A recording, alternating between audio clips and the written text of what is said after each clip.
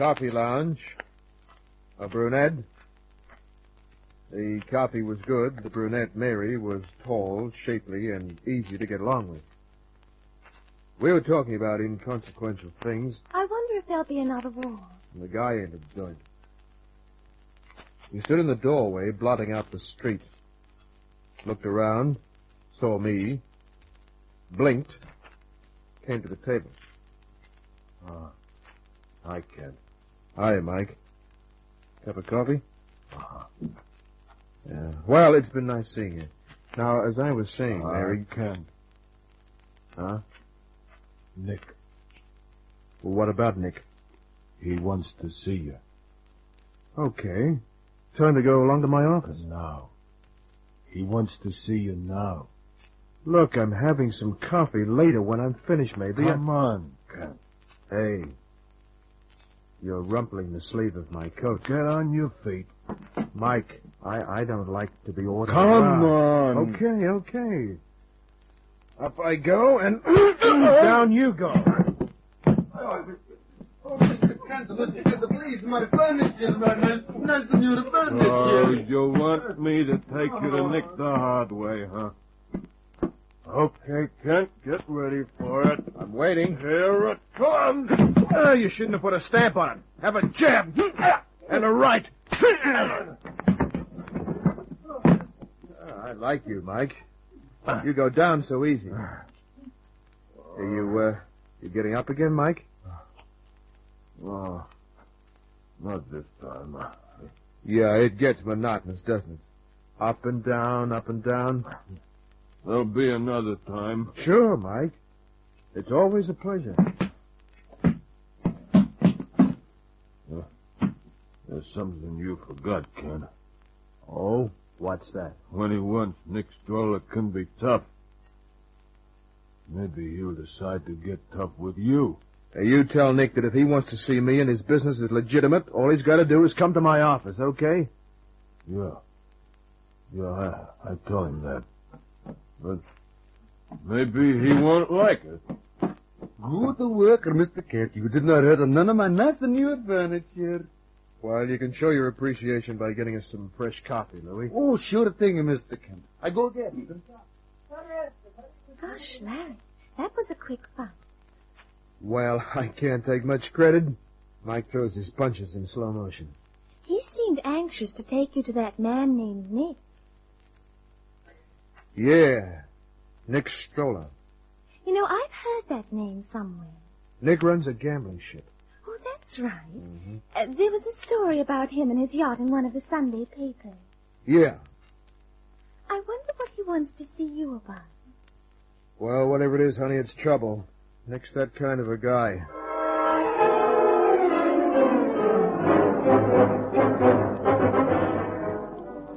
Three hours later, in my office...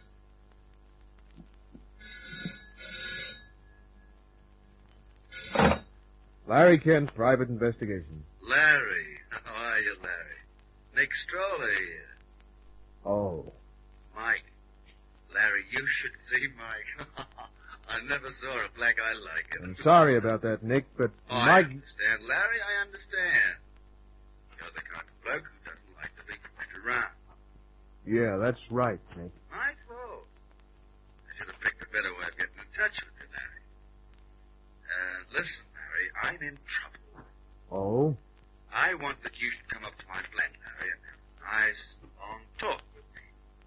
How about that, Larry? Nick, what kind of trouble? I'll tell you when you get here. Oh, don't worry. I'll make it worth your while. You don't have to worry about that. You'll come, won't you, Larry? Right away. Okay, Nick. That's my boy. You know where I live. Biltmore Arms, Darlinghurst, top floor. Oh, top floor is mine, Larry. When will I see you? As soon as I get there, Nick. Good. I'll be waiting for you. So long, Larry. 20 minutes later, I entered the Biltmore Arms building, took the elevator to the top floor.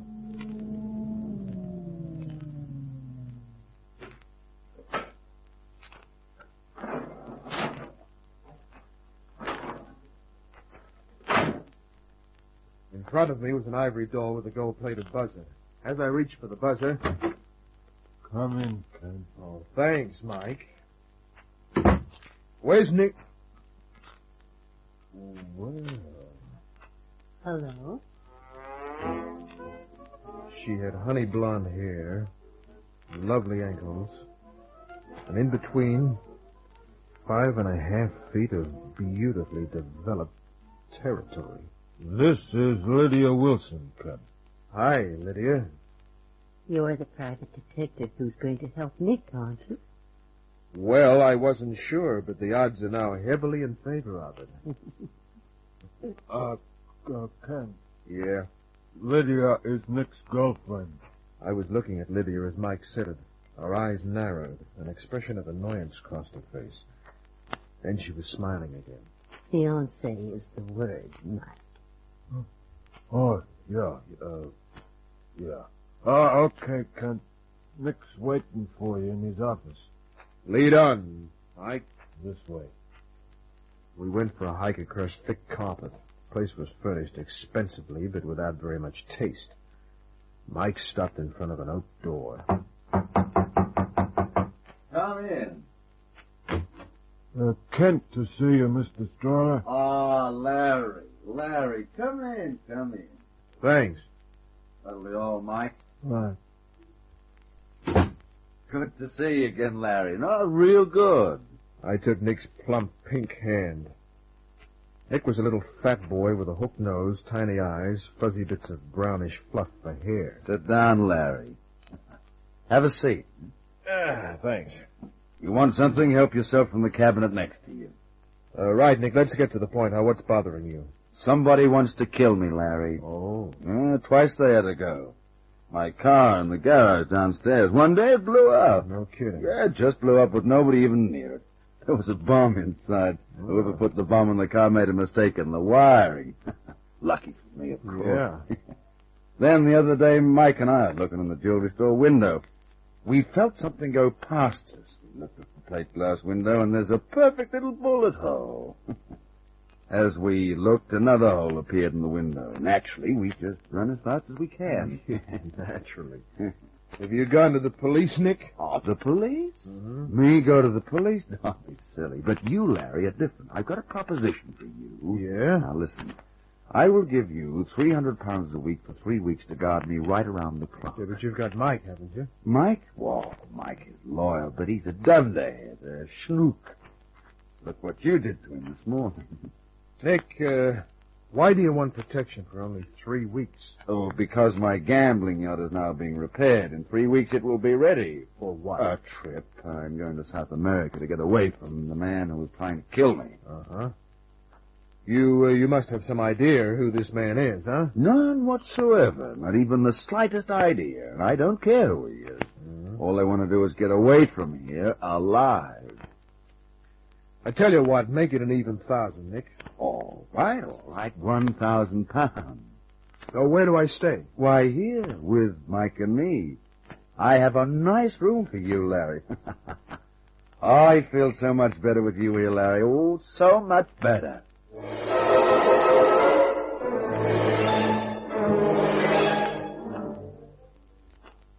A week passed.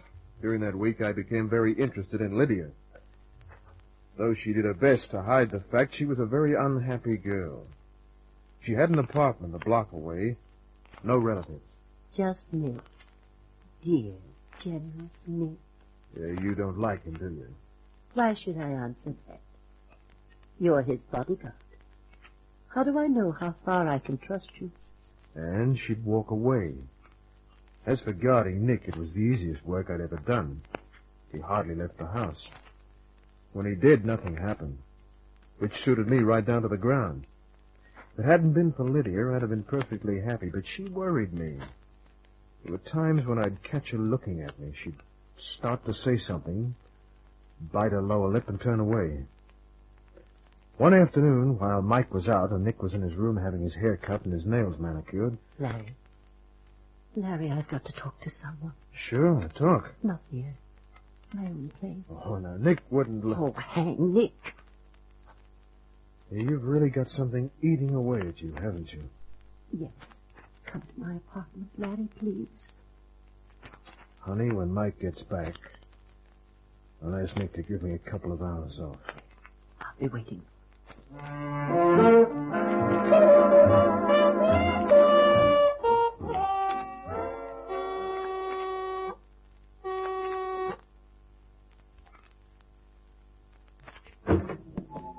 Larry, come in. Well, Larry, why don't you say something? Later. Come here.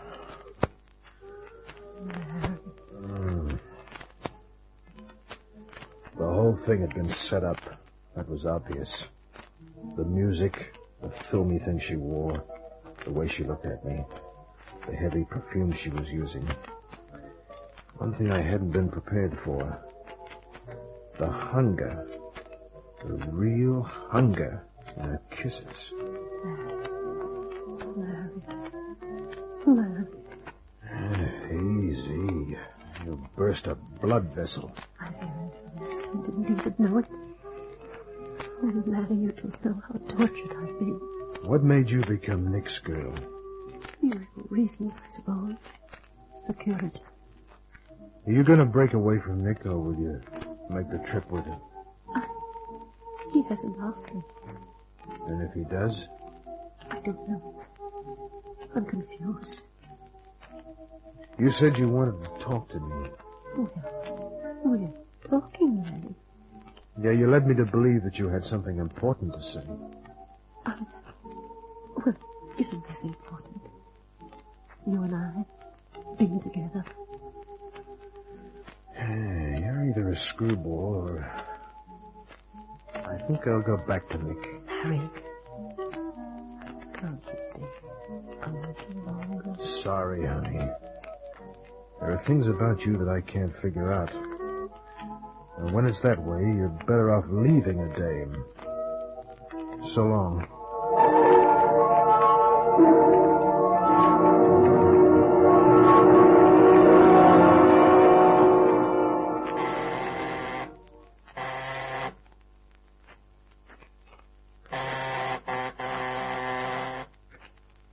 After a couple of minutes of pressing the gold-plated buzzer, I took out my skeleton keys.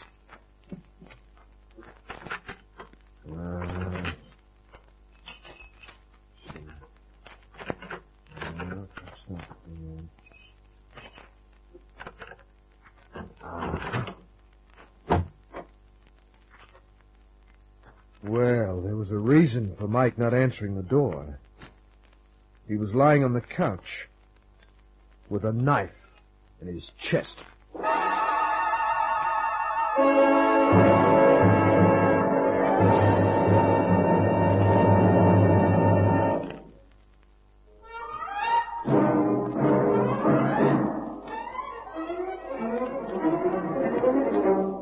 I walked past Mike's body, went to Nick's office. Nick was lying on his stomach. A small automatic lay on the floor near his outstretched hand. A gun had been used on Nick. There were at least 4 slugs in him. Well, I thought, there goes my 1,000 pounds. My second thought was, call the cops.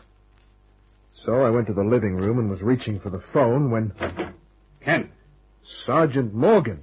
Well. Yeah, well. Hey, Sarge. The bloke on the couch. Look. They entered the room, went over to Mike's body. Detective Sergeant Morgan and Detective Slim Warner, both of homicide. Morgan had a quick look, turned to me. What happened, Kent? You know, I was just about to ask you the same question. Well, I'll ask the questions if you don't mind. Well, first answer one for me, Morgan, will you? Go ahead. How come you're here? We received a phone tip. Some shots were fired. When did you get the tip? Only a couple of minutes ago. Uh-huh. Dame? No, bloke. That's 3 questions I've answered. You're way past your quota. Yeah. Yeah, believe it or not, Morgan, I was going to phone you boys just as you opened the door. I'll reserve judgment on that. Hey, Sarge, this bloke's got a knife in him. That doesn't explain the shots. Oh, you'll go a long way, son. That's really clever deduction. Huh? Give out, Kent. You'll find Nick in his office. Watch Kent, Slim. Right, Sarge. A few minutes later, Morgan was back. He had a pencil in the barrel of a .38 revolver to keep his prints off the gun. This was under Nick's desk. Besides, that... He was shot dead. Ah. Kent, Yeah? what kind of a gun do you use?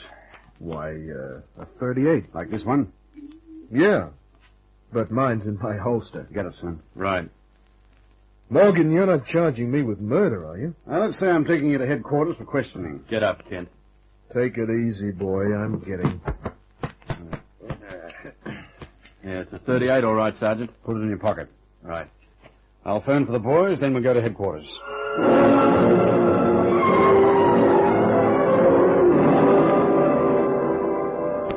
Sit down, Kent. Thanks. You can leave us alone, Cassidy. Right, sir. Now, for a heart-to-heart talk, Kent. Yeah, I could make a crack. Go ahead. Forget it. What's on your mind, Morgan? 2 bodies, 2 murders. So?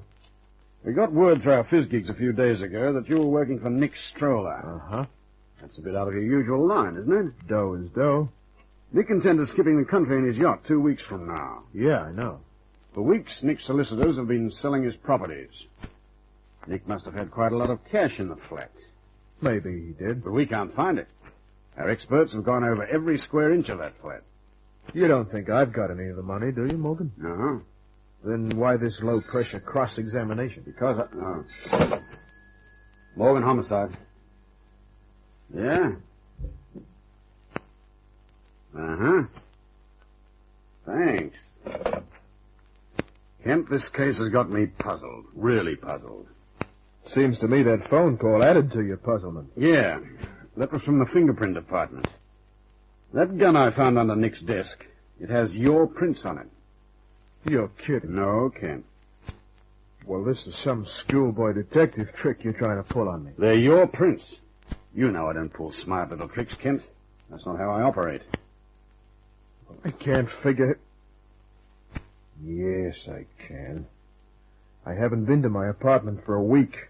I always keep a spare 38 there. Yeah, that checks. Huh? I sent a man over to your flat. He didn't find a gun there, yet your license for 2. Also, your door showed signs of being jimmied open. Wait a minute. Let's get this straight. Somebody stole that extra gun? I'll go along with you on that. And if somebody did steal your extra There's gun... only one reason. To frame me for the killing. Check. Now, the big question, why? To divert suspicion from the real murderer. Or, murderess, Kent? Oh, I guess you know about Lydia Wilson, huh? We're not done. We've been checking on Nick Stroller for a long time now. We know that his car was burned to bits by a bomb. He didn't report the explosion to us, but you can't hide things like that. Naturally, the checks we made on Nick brought the girls to our attention. Have you checked on her background? Well, no, we had no reason to, till now. I sent a couple of men to get her, Kent. She's being held in one of the offices downstairs. Good. Morgan, correct me if I'm wrong, but the impression I've got is that you want to play ball with me and vice versa. That's right, Kent. Then maybe you'll listen to an idea I've got. Go right ahead. First of all, I'll need some light recording equipment. Can do. Secondly, I'd like you to hold Lydia Wilson here for another couple of hours. I think I get it. But keep talking. I did. I told Sergeant Morgan exactly what was on my mind. When I was finished, he grinned. That's exactly the same idea I had, Kent. So we got started on it. 15 minutes later, I left police headquarters in a private car. A plainclothes man was driving. I had 2 suitcases with me. He left me off near Lydia's apartment buildings. I used the side entrance, walked up the fire steps to her floor. Her door lock was an easy skeleton key job. Inside, I hid the recording equipment and set it up. Then I looked around. What did I expect to find? A lot of dough, maybe. Nick Stroller's dough. But I didn't. The only article of interest I did find was a photograph. A photograph of a curly-haired, handsome guy. Scrolled across the lower right-hand corner was, "All my love to you, Lydia, Joe, 1954. I sat down and waited. Finally,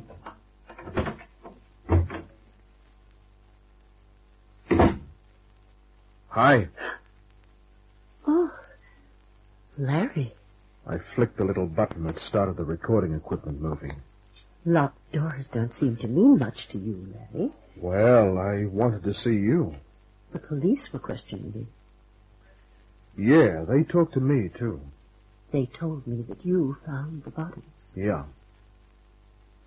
You don't seem broken up. Over Nick? Yeah, but he was a good meal ticket. I couldn't stand him touching me anymore.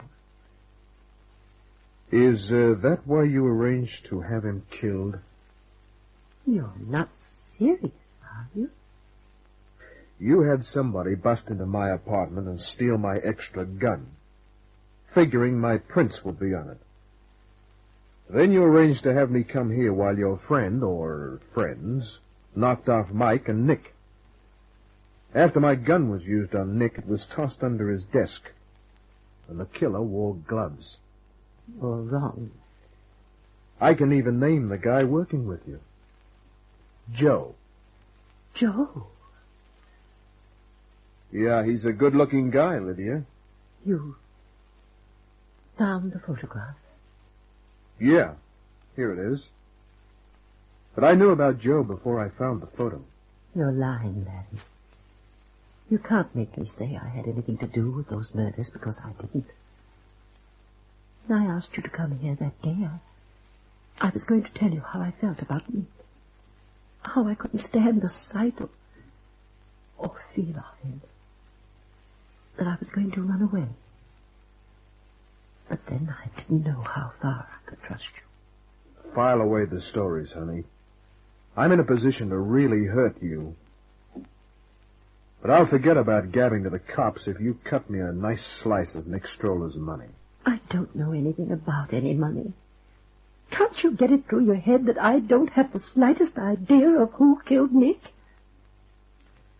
Well, I'll give you 5 minutes to make up your mind, honey. If you don't want to play ball with me, I'll go straight to the cops, tell them about Joe, and give them my opinion of what happened. I don't care what you do. And as for Joe, you don't know what you're talking about. She sat down, lit a cigarette, said nothing. Neither did I. But I was thinking, wondering what bluff I could try next. The 5 minutes were almost up when... Well. Now who can that be? I haven't the slightest idea. Whoever it is, let him in. And listen, honey. I'll be holding this gun and I'll be standing behind those drapes. Now don't try anything cute, huh?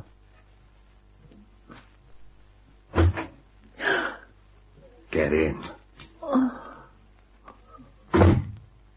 The guy pushed Lydia into the room. There was a gun in his hand. I fixed everything nicely, didn't I, sweet dear Lydia? Joe, it was you? Yes, me. Oh, I was clever, my sweet. I watched you and Nick Stroller, and then that Larry Kent. Yes, watched and planned.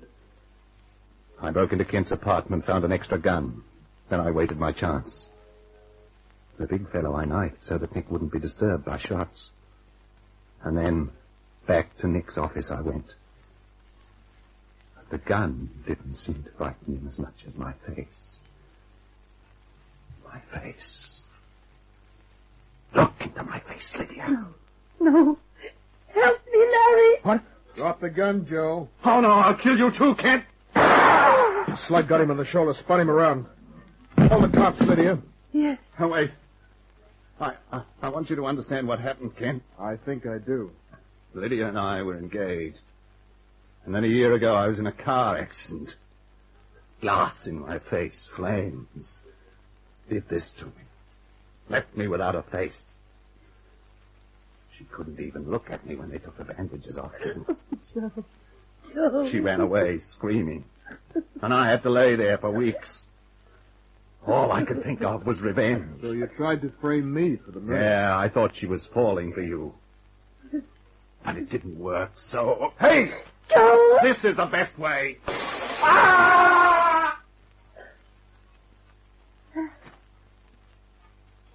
My story's down. Yeah.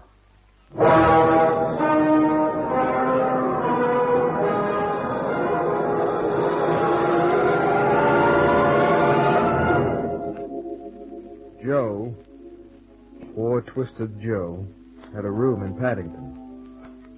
There, the cops found the money he'd taken from Nick Stroller. The first 2 attempts on Nick's life, well, we're assuming that Joe was responsible for them. And that's about it. Sorry, but somehow I've got nothing bright to say. So, good night.